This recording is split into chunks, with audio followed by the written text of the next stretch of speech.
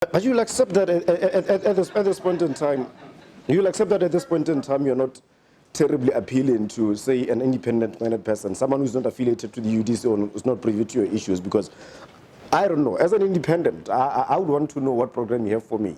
I would be interested in you discussing issues, bread and butter issues, not looking good, certainly not attacking other guys for whatever is it that they get up to.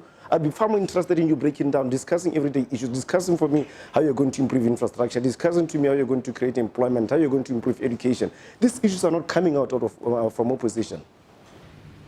That's a very jarring statement to make in the face of so much that we've produced and distributed and shared with the nation, and they have in fact agreed in critical respects with us. We have engaged on these matters in several fora. One of them is the floor of Parliament, when we responded to whatever pathways were presented by the BDP in their State of the Nation. We've come out and laid down our own blueprints. So we've nailed our colors to the mast, and these are a matter of record. And so to say that there's nothing is a rather unfortunate pronouncement, because there's so much.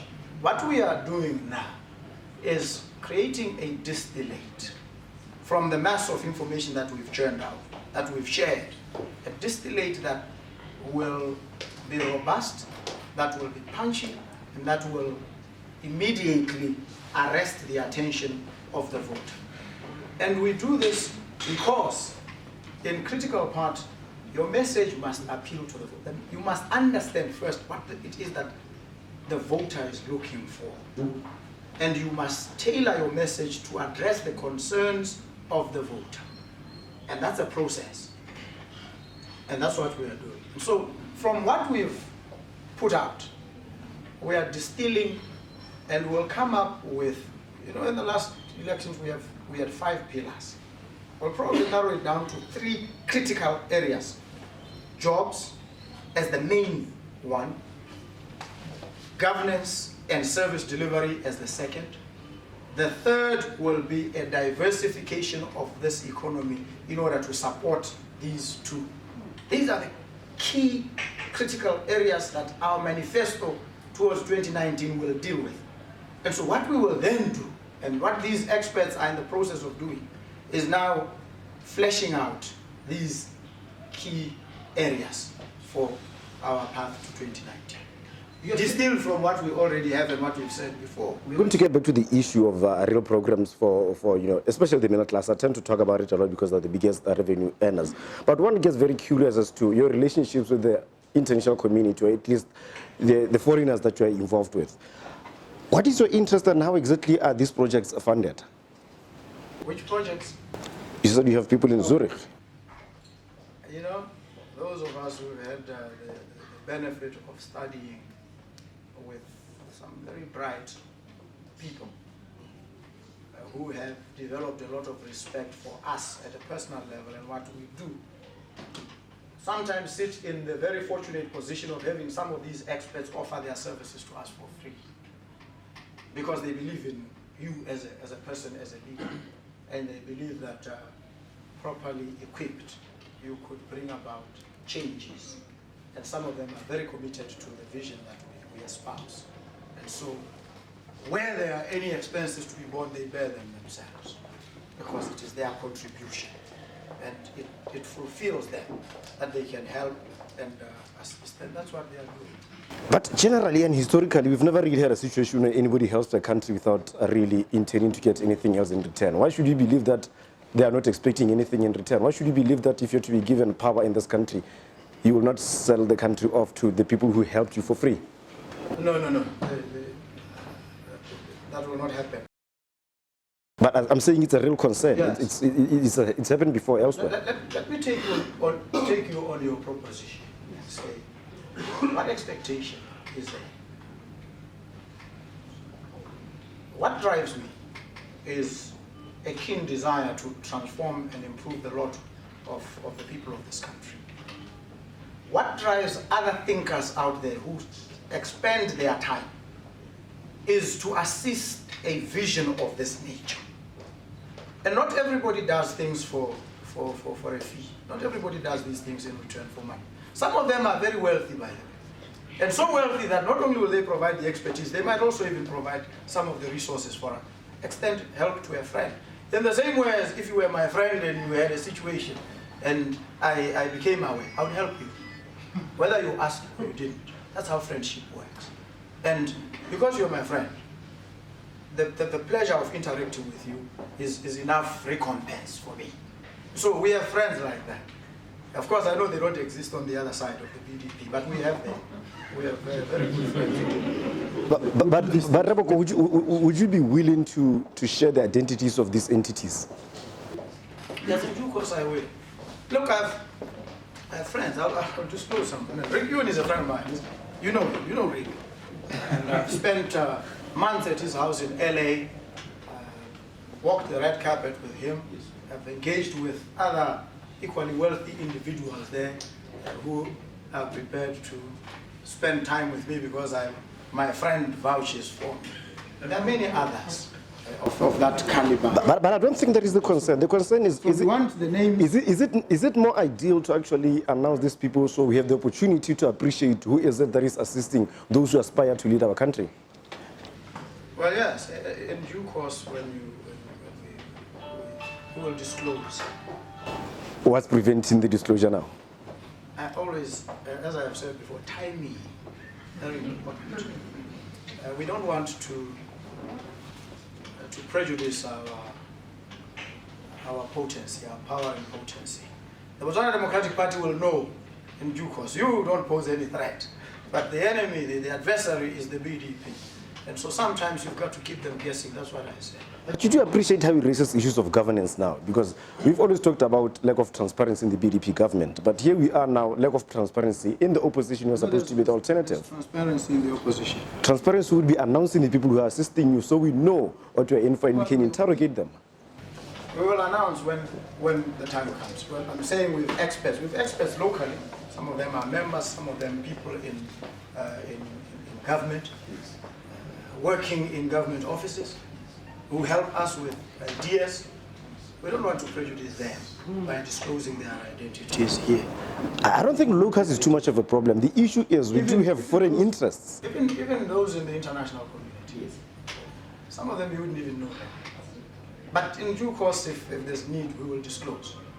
But you appreciate how this causes questions over governance and whether or not you really will be as transparent as you say you're going to be when you don't do it at this point in time. I'm committing to disclosing at the right time. We operate on our own roadmap, by the way. Accountable to no one? Accountable to the membership, and in due course accountable to the nation. So when we distribute our documentation, we will then say we acknowledge the assistance of this group of experts. We will. But now, at this point, I prefer to withhold that information lest I prejudice my own prospects of success. We will take one or two other questions, and this time, please try and raise your hand. Yes, the gentleman. I can't see you properly, unfortunately. Thank you, Honorable.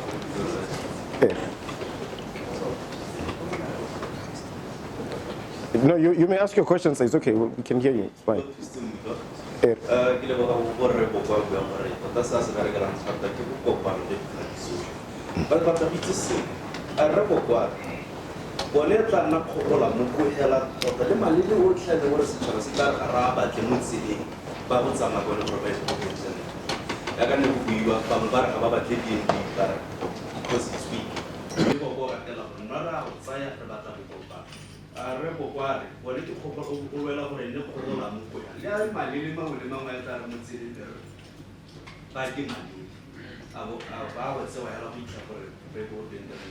Secondly, there is recently Boko has been on newspapers analyzing the tax issue. I just want to know what he just recently read. That's a leader issue, model, to be resemble prosperity for all. But that incident,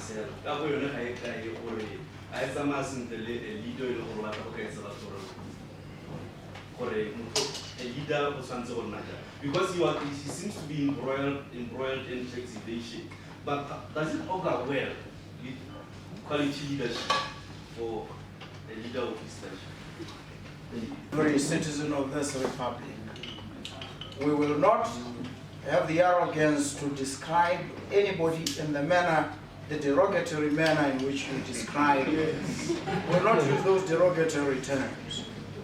We believe that every citizen of this republic is worthy, and so we will call no man worthless, however weak you may perceive them to be, because their vote counts as equally as the one that you think is strong. It doesn't count tenfold. So it's very important. That's one. Two, the proposition that the BMD is weak is based on an anchored speculation. Weak relative to what? What is it weak on? And if it is indeed weak, why is the answer to that weakness throwing them under the bus? Why is that an answer? If they are weak and vulnerable, is it an appropriate response from a leader to then say, let's kill them? My answer to that question is a resounding no. Others may take a different view, who are sadistic in their thinking and orientation. I take a very different, a humanistic approach and say, where they are weak, I will endeavor to augment, to assist, to strengthen, and to support and ensure that they in turn support the cause. That's, I think, the answer to that question. The second one on tax issues is also a very simple and straightforward one. And of course, it gets sensationalized. It's fun, it's great fun. I love it when I said it. I love it when you call me names. That's a song by Jonah Trading. I love it when you call me names. And so sometimes, and this is the real danger with attempting to persecute a person because he's a leader of the opposition. We run businesses. And when we run businesses, issues may arise. And when those issues arise, you engage. There's no evasion. Because evasion is it's a term of art. When you say a person is evaded, you're almost saying the person has committed a criminal act. And it becomes a very dangerous proposition to make. And I don't think the authorities have made that proposition. The authorities basically inquired on certain matters, and they were given answers, and they were satisfied with those answers. And so there was no issue of evasion. There was no issue of any impropriety. Absolutely. And it is important. I love it when sometimes out of malice, you target an individual, and you only to discover that there's nothing untoward, there's nothing wrong, there's nothing absolutely out of line with what the person has done.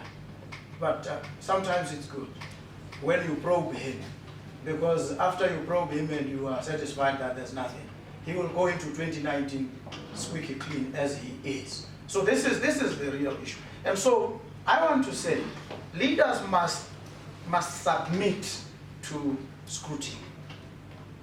They must. They must have and they have the means to do that. And to inspect the accounts, to check whatever they want to check. They have the means to do this. And so when they come to you, they will come not with speculation as they always do. But it is always very important. I love it when they probe and they check and they go back and say, no, we think the guy is okay. They'll tell, if they have handlers, they'll tell their handlers, we can't nail him on this one. Tell us on what else can we nail him. And they'll keep coming and they'll keep losing, and we'll go on to 2019. So it's important that these things... Because something is a bit unclear about the answer that you're given there. You're on one side suggesting that it could simply be something amiss in terms of a business. On the other hand, you're also suggesting that there could be someone fueling them to actually persecute, is the word you used. What exactly is it? I think my answer is very, very clear. It's lucid. It is this. When you run any business, the tax people must probe you. There's nothing wrong with it. They must. You must check. Are you compliant? The Law Society does this every year. Checks all the lawyers and they have to establish that they are compliant. So there's nothing strange about this. What is unacceptable is to try and create a scene out of it, create some drama. That is unacceptable. But when you try and create the drama and the drama fizzles out like the damn squib that it was, it doesn't occasion any serious problem. That's why for me, come any time in the middle of the night, during the day, bring all the battalion of sensational press people to come and say, taxman pounces on Boko. There's no pouncing. They engage with you, they ask you, you answer them, and they go. So I don't know whether that is pouncing. I think that's pouncing. That pounce. Pounce, for goodness sake. I don't have a problem. Yeah. And so my point is, we must submit ourselves to scrutiny. There are proper channels and protocols of this scrutiny.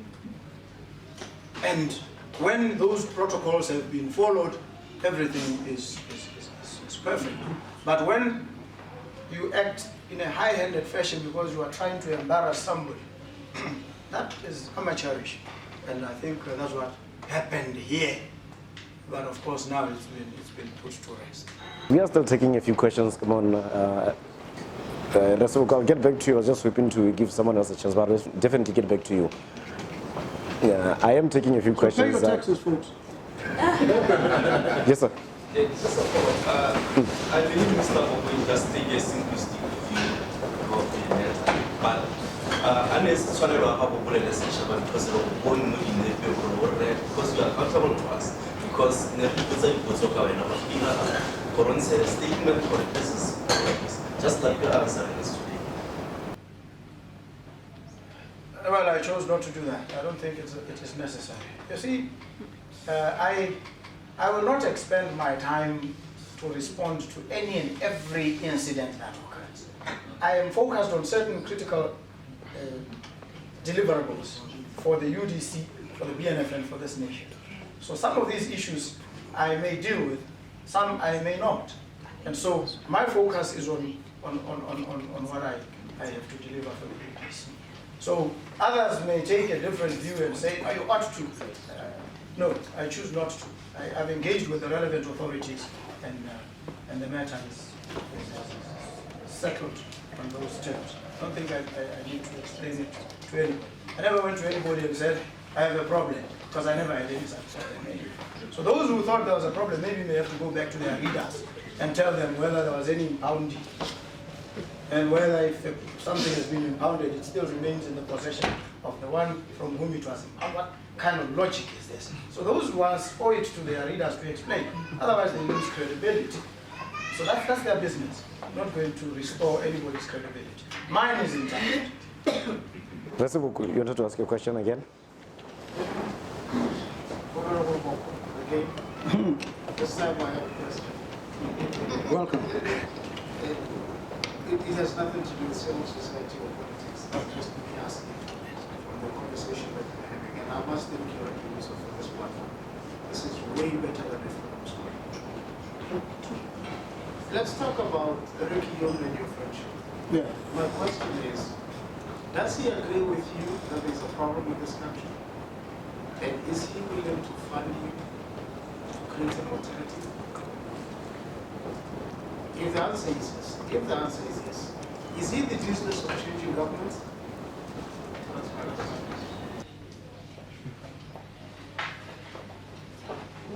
A friend who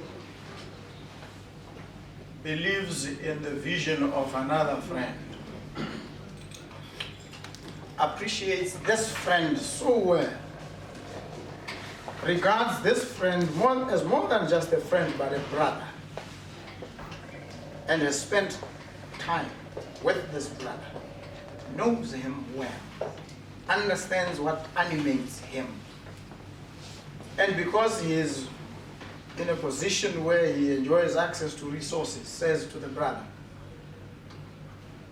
do you believe in this? Do you really? And he knows. He says, no, whatever help you need from me, I'll give to you. As my brother, as my friend. That's the kind of relationship it is. Rick Yun is more than just a friend. He's like a brother to me, you know. And my brother, when he has in the Xhosa language, they say, into yam ngeyakho. What is mine is yours. So whatever resources are available, I may tap into them as and when I please at the right time. And he's not into the business of changing anything. He's, if anything, in the sole craft of assisting a brother of his, which I am. Boko, do you get the essence of Soboko's question? It goes yet again to the issue of transparency. Shouldn't we know what interest these people have? Surely it's not enough for them to simply be your friends and to be, your carpet buddies. There has to be more to it. No, there isn't. You see, that's a problem. You approach it from your own lens, the prism. You construct a negative prism because maybe those who help others here, or maybe those who help you always expect something from you. I help people without expecting anything from them. I do that myself. So it's not difficult for me to understand when a brother helps me and doesn't expect anything from me. I don't think that's the issue. I don't think that's the issue. The issue has more to do with... No, but that's not the issue really, Boko. The issue has more to do with how people perceive that this help that's coming in. Because there's a real concern about other African leaders having sold off their countries to their friends and to interests that help them. I think it's a genuine concern, Boko, and I honestly think you're not giving it the sort of seriousness it deserves.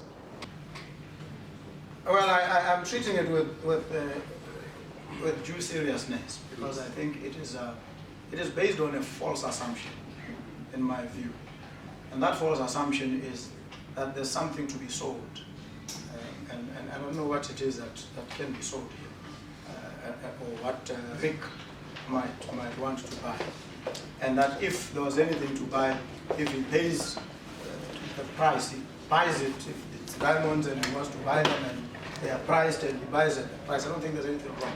But the point is that anybody who helps me must, and it's something that is very clear, understand the vision I have and either understand that vision and buy into it as it is presented without expecting anything in return, and those are the terms on which I deal, or the help is not welcome. That's just the way it goes. Because the organization has principles, it has a roadmap. And that roadmap is what we will implement. It will not be derailed by anybody, however close to me they may be. And I think in the short period of time that I've acted on the political scene, you've seen how I act. I had friends, close friends of mine. When the time came for me to make a firm, decisive, fair pronouncement, it did not matter to me that they were my friends. I made the call. That's me. That's principle. I act on principle. And so it is demonstrable. The track record will show you that when others thought the man will make the call because this one is a friend of his, is close, he's still a friend, he's still my brother. But I will not say he's right just because he's my brother. I will make the right call. And I've done so. So the evidence abounds. If there's any doubt, I think I have acquitted myself on these matters in the public domain. So there's absolutely no doubt about probity and ethical seriousness on these matters. Yes, sir. All right, my name is Muliki Pai. My interest is always on the issue of if you were to ascend to power, how do you reward your soldiers, your loyalists?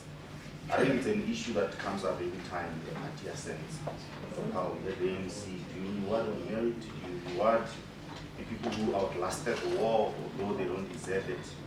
And given the competition that you have alluded to already, assuming you ascend to power, have you already thought of a model that you are going to use, to, I don't know, should we say to reward or to allocate, the people, ambassadorial posts, directorships, you have DCP, you have, not names, the model, you have a model, you have your soldiers that have got no merit except loyalty.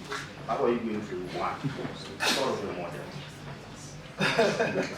It's an interesting question because embedded in the question is actually an expectation, an answer that they must be rewarded What you are looking for is a way. How do I do it? The question for me is whether there should be any reward at all in the first place for people just because they lasted their course. But let me say this, that I believe in merit. I believe in meritocracy. And merit cuts across political parties. And even in the Botswana Democratic Party, there may be people who are competent and may serve their country ably. Those people should be afforded an opportunity to serve their country. Amongst us, of course, loyalty plays a part. Loyalty in this sense, not just loyalty to the person, but loyalty to a vision. That we want people who are passionate about the transformation that we want to effect. And so it would be important for us to assess the level of commitment to the vision, because it has to be transformative. And so those who have merit and show commitment to the vision will stand in pole position when this vision is rolled out. I am against cadre deployment, because that's what you are talking about. That's what destroyed the ANC. That's what has destroyed a lot of this so-called liberation movement, cadre deployment. That we were together in Morogoro or in Angola, they're fighting. It doesn't matter how incompetent you are, you must get a high position. No. But what we will do is to endeavor to transform the lives of all the people so that those loyalists in your description who have no skills whatsoever, they are worth something as well. Either in the context of skilling them, upskilling them for roles that they may perform, bringing them to a level where they can then be deployed because they have the competencies, or whatever we may want to do to help and transform. There's an angle that I think your question also implicates, and it is this, and we draw from the South African example. You know these folks whose parents were in jail, who fought out there? We need to understand and be very honest about the fact that the sacrifices made, for instance, by the likes of Nelson Mandela resulted in immense loss. They affected their children and their relatives. And so there may be a way in which we must show gratitude and appreciation for those sacrifices and say, without these sacrifices, we would not be where we are. And that is why in South Africa, they pay them. Dimpo Hani, the wife to Chris Hani, many others have certain benefits that accrue from the fact of the exposure that their parents have. Here, I'll tell you, I am described as what they call a PEP, politically exposed person. What does that mean? I can get a loan from the bank as easily as you. Maybe not at all, because I'm a politically exposed person, because of the life that I've chosen to lead. And so when you go walk into a bank and you fill out a form and you get a loan and you can go and improve your life, my situation is different, because I'm a PEP. So these are some of the sacrifices that we make. And maybe at a certain point society may have to engage and say, how do we thank, how do we appreciate the sacrifices made by these people? And so I understand from a humane point of view, these are some of the realities that we need to wrestle with. In the opposition, a lot of people don't get jobs, they don't get tenders right now. They are exposed, they are ostracized. So it is this ostracism that we need at some point to look at as society and say, how do we deal with this? Not to reward them by giving them jobs that they don't qualify for, because that will destroy the economy. But to create perhaps a separate layer of compensation or recognition of their efforts and say, we will give you this kind of benefit which society has set out and agreed on. But it's something that we need to appreciate. And so our people also need to know that the sacrifices that they make now, and they fund democracy at on their resources. Maybe at a certain point they may need to, as you say, reward, but it's not through giving jobs. It might also be through a separate targeted arrangement that looks at the quantum of loss that they have incurred over time and tries to make good as best we can, monetarily or otherwise. I don't know if there are any other questions, but we can still continue with our discussion even when we are done this side, because the whole idea really is to try and get you to talk to a Boko as much as you want. So, yes, sir.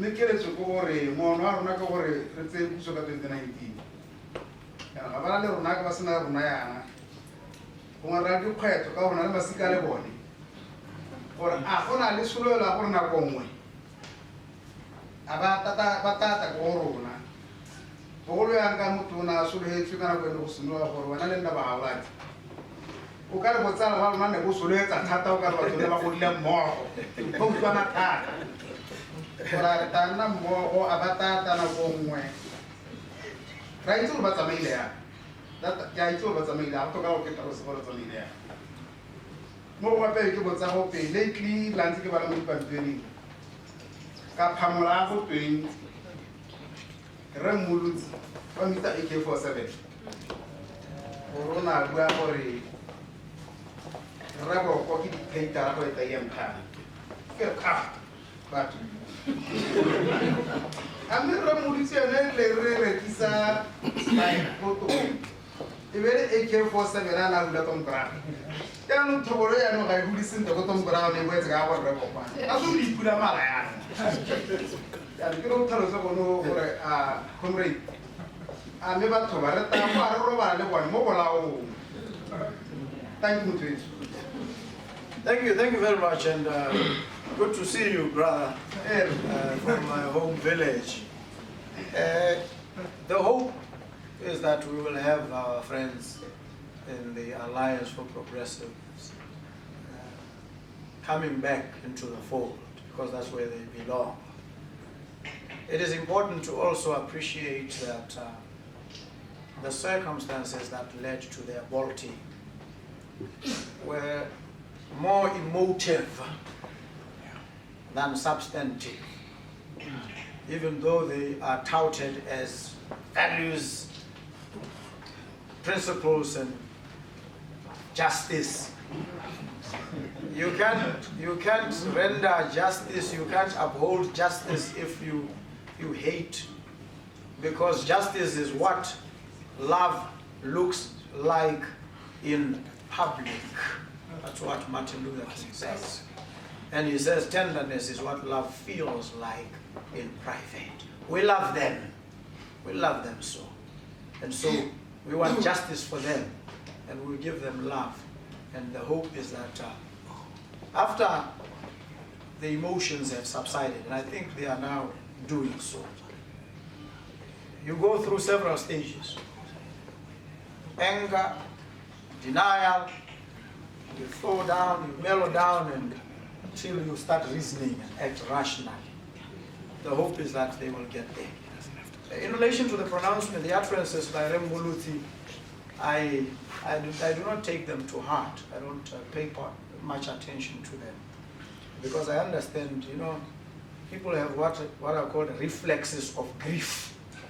You say things that you don't mean. And I had this discussion with, you will not believe, Ian Kam, at some point, after we've been elected, the one-on-one encounter I had with him, and I said to him, my friend, some of the things you say, because you are fueled by what you've heard about us, about me, and you say terrible things, you need to give yourself time to interact with me, because I'll differ with you. and I'll differ with you respectfully, and I'll accord you respect. And so this is what happens. And he also said to me, no, when you are out there in the front lines politically, you say things you don't intend to say, things you may not mean. That was a discussion we had, and it was human, engaging as human beings. So Rem Muluti, when he goes out there and does politicking, and he says all these things, I doubt he means that. I think he was basically trying to sell his organization, not in the best of ways. And even after he said all these things, you may pay particular attention to my response. We love him. We love him even more. And I think that response has mellowed him down. I engage with him, I interact with him. He's a nice kid. He's a nice